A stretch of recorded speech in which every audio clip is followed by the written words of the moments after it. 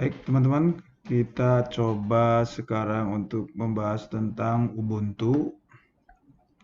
Pertama kita buka dulu Oracle VirtualBox. Kemudian kita sudah install Ubuntu di dalam dan kita nyalakan dengan mendouble klik.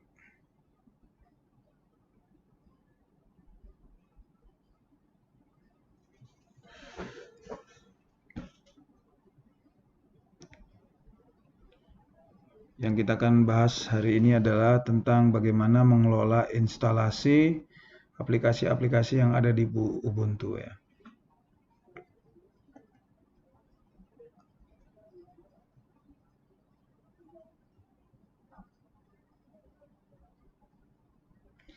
Sambil menunggu,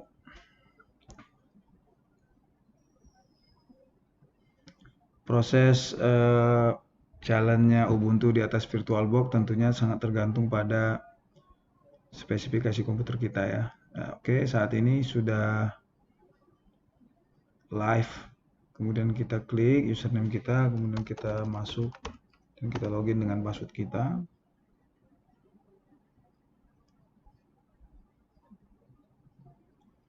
Nah, di Ubuntu dan hampir semua sistem operasi saat ini model instalasinya sudah menggunakan model istilahnya App Store ya, atau toko aplikasi.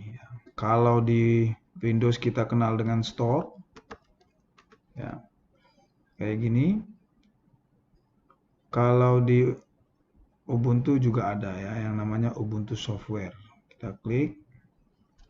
Nah, saat pertama kali dia akan mensinkronasi dengan yang ada di servernya untuk mencatat atau melihat update-update yang tersedia. Kita lihat di situ bahwa dia sedang melakukan proses, yaitu software catalog is being download. Oke. Nah, salah satu sedikit dari kekurangan Linux adalah bahwa dia belum memiliki support aplikasi yang sebanyak Windows. Bahkan walaupun Linux sudah lebih dahulu hadir dibandingkan Android, tapi Android tentunya lebih maju. Salah satu penyebabnya adalah banyaknya penggunaan platform tersebut ya. Sedangkan Linux ini memang relatif terbatas. Untuk di desktop dia penggunaannya di bawah 10%. Peringkat pertama itu adalah Windows, kemudian macOS, barulah Ubuntu ya. Next, di sini kita coba melihat ya, ini kumpulan-kumpulannya, dia didasarkan pada kategori-kategori. Kita bisa lihat di sini misalnya Art and Design. Ini dia juga prosesnya masih loading sebenarnya teman-teman. Jadi tergantung dari koneksi internet kita. Kemudian nanti di sini kemudian ada ini development ya.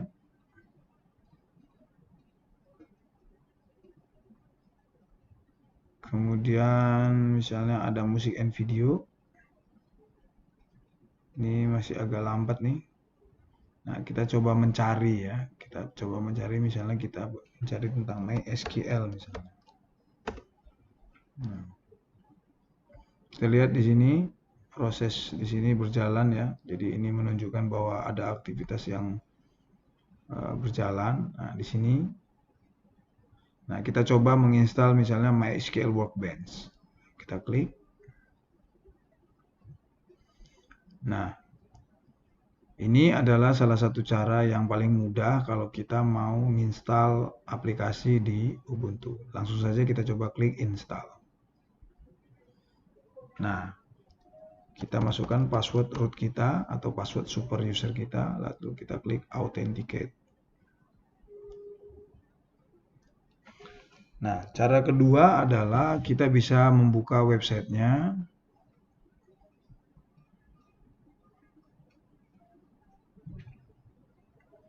Kita lihat dulu sambil kita lihat di sebelah. Nah, kita bisa download dari misalnya MySQL Workbench. Kita bisa langsung masuk ke sini. Ya, di sini tadi juga bisa sebenarnya, nggak apa-apa.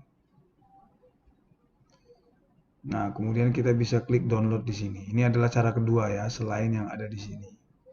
Jadi kita bisa pilih apakah mau download langsung dari Ubuntu softwarenya atau kita download dari sini. Nah, kalau dari sini berarti kita milih dulu operating system kita apa. Nah, karena Ubuntu adalah salah satu dari beberapa Linux yang terkenal, ya selain Ubuntu yaitu ada Red Hat, Fedora, kita pilih untuk. Nah, kemudian di sini kita bisa pilih ada versi-versinya Ubuntu 2.10, ya 2.04, 18.04, ya. Nah, saat ini yang saya pakai adalah Ubuntu versi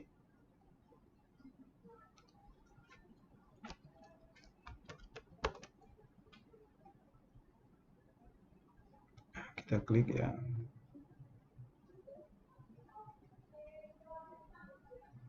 Nah, kita bisa lihat di sini kita menggunakan Ubuntu versi 20.04 LTS. Nah, ini maka yang sesuai adalah ini ya, 20.04. Nah, kebetulan kita pakai yang versi 64 bit. Jadi kita pilih lagi di sini yang 64 bit. Nah, ini yang kita download gitu ya. Nah, tentunya ini kita download.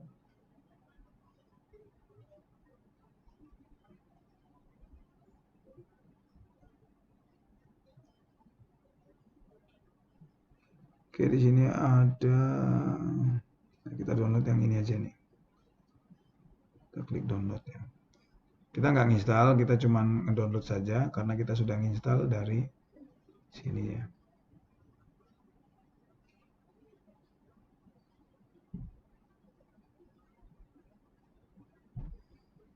Oke, ini cepat sekali. Kayaknya internetnya kadang cepat, kadang lambat gitu ya. Nah, kalau sudah terinstall di sini, ya berarti ini sudah ada pilihan remove dan permission. Kemudian berarti ini kondisinya sudah tersimpan. Kita minimize saja. Ini juga kita minimize. Ini juga kita minimize. Ini ada updatean. Kita klik remind later. Kalau kita klik kayak start menunya ya. Kemudian kita lihat di sini sudah ada MySQL Workbench. Itu ini adalah contoh untuk instalasi dari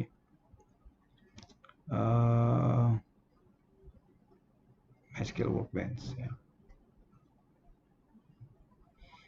Baik, selanjutnya kita close, kita coba lihat lagi apa aplikasi yang belum ada. Di sini aplikasinya masih sangat sedikit.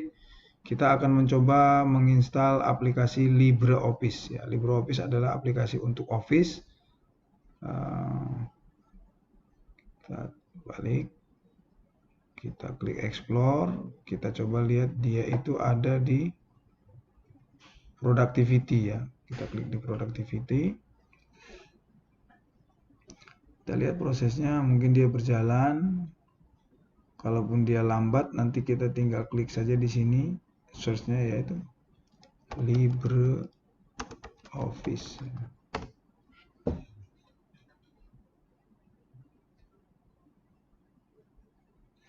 Nah, ini LibreOffice Writer, ini berarti setara dengan Microsoft Word. LibreOffice Calc ini untuk setara dengan Excel, dan ini Impress untuk yang setara dengan PowerPoint gitu ya. Kita coba install yang Writer, kita klik. Kemudian kita klik install. Nah, di sini relatif lebih aman karena tidak seperti di Windows. Kalau install kadang-kadang kita tidak ditanya-tanya lagi ya, tapi semenjak Windows 7 atau Windows 10 atau Windows 10 sudah ada fitur untuk keamanan ketika menginstal.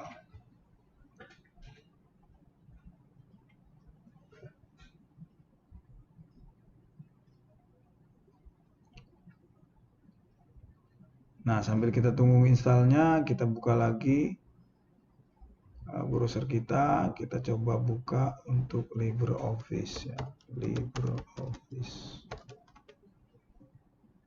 Nah, ini LibreOffice. Nah, sudah ada yang kenal. Ya.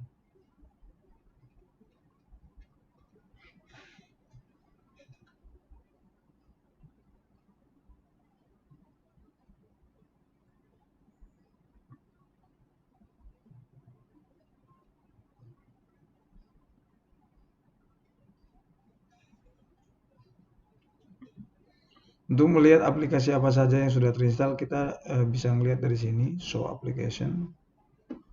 Nah, kalau kita lihat di sini memang baru aplikasi-aplikasi dasar, karena ketika menginstal, saya menginstal yang dasar saja gitu ya. Di sini bahkan belum ada Office-nya ya. Jadi kita perlu tambahkan. Nah, ini proses kadang-kadang memang lambat seperti ini. Karena tergantung dari internetnya atau dia membutuhkan banyak sekali dependensi instalasinya gitu ya.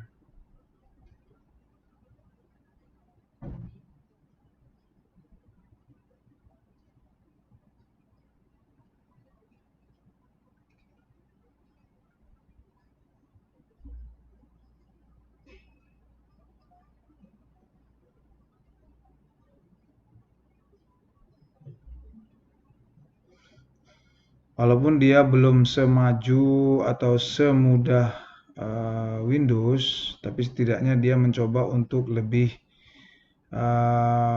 user friendly ya saat ini dibandingkan, tentu saja kalau dibandingkan dengan Windows masih kalah jauh dari soal user friendly-nya. Tapi setidaknya ini relatif lebih mudah bagi kita yang mau mencoba alternatif sistem operasi yang free gitu ya.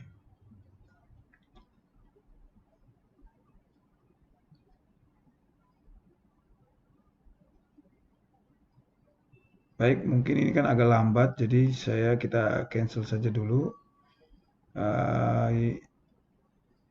Kita cukupkan ya materi ini sampai di sini. Nanti kalau ada pertanyaan silakan bisa ditanyakan di grup.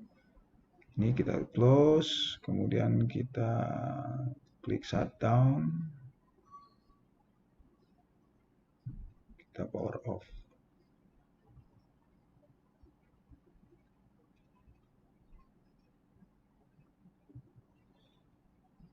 Baik, sekian.